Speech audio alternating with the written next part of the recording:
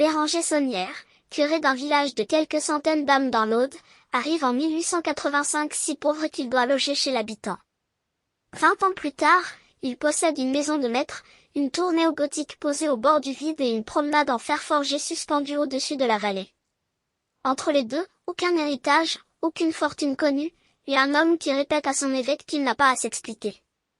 L'Église finira par juger l'un de ses propres prêtres. Et tout tiendra à un acte signé en 1898. Voilà ce que le tribunal ecclésiastique a réellement eu entre les mains. Sommé de justifier son train de vie, Béranger Saunière dépose en juillet 1911 un état de dépenses, 193 050 francs or. La commission diocésaine épluche les factures une par une. Elle n'en certifie qu'environ 36 000. Autrement dit, plus de 150 000 francs de pierres, de meubles et de travaux dont ni Carcassonne ni Rome n'ont jamais pu retracer l'origine. Béranger Saunière naît le 11 avril 1852 à Montazel, à quelques kilomètres de là. Le 1er juin 1885, il prend possession de sa paroisse, Rennes-le-Château, quelques centaines d'âmes accrochées à une colline, une église qui prend l'eau, un presbytère inhabitable. Son traitement de curé de campagne se compte en dizaines de francs par mois.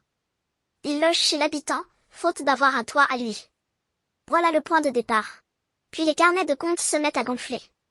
En 1895, il fait entrer 3 438 francs or. En 1899, 13 200.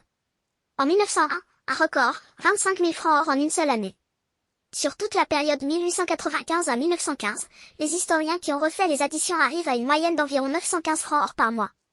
12 fois le traitement d'un prêtre. Dans une paroisse qui se vide. Et l'argent devient de la pierre.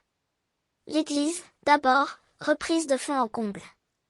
Puis, entre 1901 et 1906, sortent de terre la Villa Betania, une maison de maître qu'un curé de campagne n'a aucune raison de posséder, et la tour Magdala, une tour bibliothèque néo-gothique posée au bord du vide, prolongée par une promenade en fer forgé suspendue au-dessus de la vallée. Dans ses propres comptes, il chiffrera la villa à 90 000 francs, la tour à 40 000. Tout part pourtant d'un simple chantier d'église. En 1886, la veuve du comte de Chambord lui fait remettre 3 000 francs or pour restaurer le sanctuaire. En juillet 1887, une paroissienne de Coursan ajoute 700 francs pour le maître-autel. Ces dons-là sont datés, nommés, traçables. Ils suffisent à réparer un toit et à remplacer une table de pierre. Rien de plus.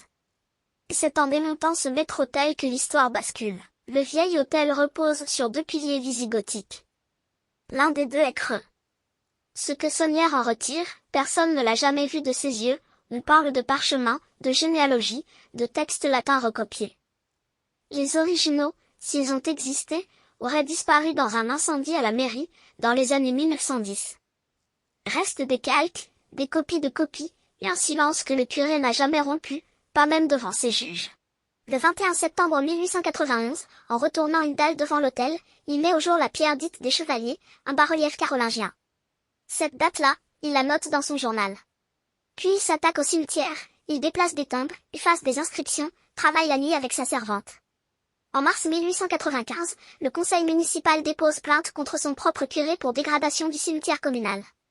La paroisse commence à le regarder autrement. Et l'église qu'il rouvre ne ressemble à aucune autre du diocèse. Au-dessus de la porte, une inscription, Terribili et locuciste. Ce lieu est terrible. À l'entrée, ployé sous le bénitier, un démon accroupi que la tradition identifie à Asmodée, le gardien des trésors. Des couleurs criardes, un chemin de croix aux détails inhabituels. Un décor que des générations de visiteurs viendront lire comme un message chiffré. Mais le vrai indice n'est pas sur les murs. Le vrai indice, c'est le facteur. À partir de 1899, Saunière se procure l'annuaire du clergé et se met à écrire. Des centaines de lettres partent de ce village vers la France entière, la Belgique, la Suisse, la Rhénanie, l'Italie du Nord. Et des mandats reviennent. Tous les jours. Par paquet. Tant et si bien qu'un bureau de poste de campagne finira, à un moment, par ne plus vouloir suivre le rythme d'un seul abonné. Vu de l'extérieur, pourtant, rien ne colle. La soutane est râpée, le curé continue de visiter ses malades, de dire ses messes, de tutoyer ses paysans. Mais à l'intérieur de la villa, il reçoit, des ecclésiastiques, des notables, et selon les récits de l'époque, une cantatrice célèbre et même un archiduc autrichien. Il fait venir l'eau au village, offre un banquet, prête de l'argent. Un curé sans fortune qui vit comme un châtelain. Le premier avertissement tombe dès 1901, on lui reproche déjà ses honoraires de messe. En 1905, l'autorité diocésaine emploie le mot qui fait peur dans l'église, simonie, le commerce des choses saintes. Puis, le 15 janvier 1909, le nouvel évêque de Carcassonne, Paul-Félix Bevin de Beauséjour, choisit la solution la plus simple, il le mute. Direction Coustouge, un village des Pyrénées, à l'autre bout du diocèse. Loin de la villa, loin de la tour, Sonnière refuse. Il ne peut pas partir, tout ce qu'il a bâti est ici, sur cette colline. Alors il démissionne de sa cure et reste sur place. En février 1910, la situation devient absurde, le nouveau curé dit la messe dans l'église, pendant que l'ancien célèbre de son côté, dans la chapelle de sa villa, devant ses fidèles à lui.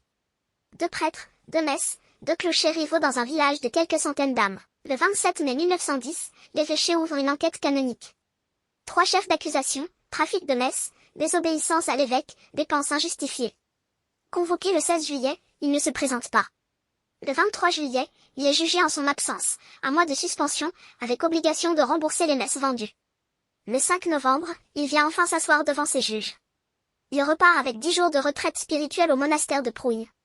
L'affaire aurait pu s'arrêter là. Sauf que c'est là que ça devient vraiment intéressant, parce que l'évêque change de terrain. Le 18 février 1911, il ne demande plus d'explications, il exige les livres de compte, avant le 2 mars. Le 13 mars, Sonnière dépose 61 factures, 36 250 francs. Le 25 mars, une liste de donateurs, 193 150 francs reçus. Le 14 juillet, un état de dépenses, 193 050 francs sortis. Regardez ces 2 chiffres. 193 150 encaissés, 193 050 dépensés. Les 2 colonnes tombent à 100 francs près. Un équilibre remarquable, chez un homme qui répétait qu'aucun texte ne l'obligeait à tenir des comptes. Et sur cette liste, aucun donateur n'est nommé, il écrit à l'évêché qu'il ne peut pas révéler l'origine de ses ressources sans trahir ses bienfaiteurs. Le 4 octobre, la commission conclut, environ 36 000 francs vérifiables. Alors, d'où venait l'argent? La réponse de l'évêché tient en un mot, les messes. Un prêtre peut recevoir une offrande pour une messe par jour. Une seule. Sonnière, lui, encaissait des intentions de messe par sacs postaux entiers. 1 franc l'unité, parfois 50 centimes, parfois 25, envoyés par des fidèles qu'il ne rencontrerait jamais, pour des messes qu'il n'avait, matériellement, pas assez de journées dans sa vie pour célébrer. Le chercheur Jean-Jacques Bédu a chiffré le volume, de l'ordre de 100 000 intentions de messe entre 1893 et 1915, rémunérées de 1 à 5 francs pièce. Les correspondances conservées aux archives de l'Aude laissent apparaître environ 250 000 francs encaissés entre 1896 et 1915. Ajoutez les réseaux de son frère Alfred, prêtre lui aussi, à peu près 55 000 francs hors venus de cercles catholiques, dont 25 000 d'une seule famille. Sur le papier, le compte n'est pas seulement bouclé, il est largement dépassé. Ces recettes-là pèsent plus de la moitié en plus de tout ce que Sonnière a déclaré avoir dépensé, les historiens lui retrouvent plus d'argent qu'il n'en a jamais avoué devant l'évêché. Sauf que ce calcul-là, l'évêché ne l'a jamais eu, il a été reconstitué par des historiens, des décennies plus tard, à partir d'archives que Sonnière n'a jamais posées devant ses juges. Le 5 décembre 1911, le tribunal le condamne à 3 mois de suspense, à condition qu'il restitue ce qu'il a détourné. Condition impossible. Officiellement, cet homme ne possède rien. Ni la villa, ni la tour, ni 1 mètre carré du domaine. Il meurt le 22 janvier 1917, criblé de dettes, plus de 6 000 francs réclamés par un marchand de meubles, un emprunt de 6 000 francs, un domaine estimé 18 000. Et pourtant, en janvier 1956, 39 ans plus tard, un hôtelier installé dans sa villa, Noël Corbu, raconte à la Dépêche du Midi l'histoire du curé au milliard. En 1967, Lord de Rennes lance le mythe dans le monde entier, appuyé sur des parchemins qu'un homme, Philippe de Chérizet, a fabriqué lui-même. Depuis, on a fouillé le cimetière, creusé sous l'église. En 2004, il a fallu déplacer le corps du curé dans un mausolée. Le village compte aujourd'hui 89 habitants. On y creuse encore la nuit. Et voici la décision de 1898. Cette année-là, Sonnière achète 6 terrains. Pas à son nom, au nom de Marie de Narnaud, sa servante, entrée à son service à 18 ans. La villa, la tour, le jardin, tout est à elle. Voilà pourquoi l'évêché n'a rien pu saisir, rien pu vérifier, rien pu prouver. Marie a hérité de tout, vécu à 40 ans, et confié un jour à l'instituteur du village. Les gens vous diront que monsieur le curé a trouvé un trésor, c'est faux, ce sont des femmes qui lui envoyaient de l'argent. Elle est morte en 1953 sans rien laisser par écrit.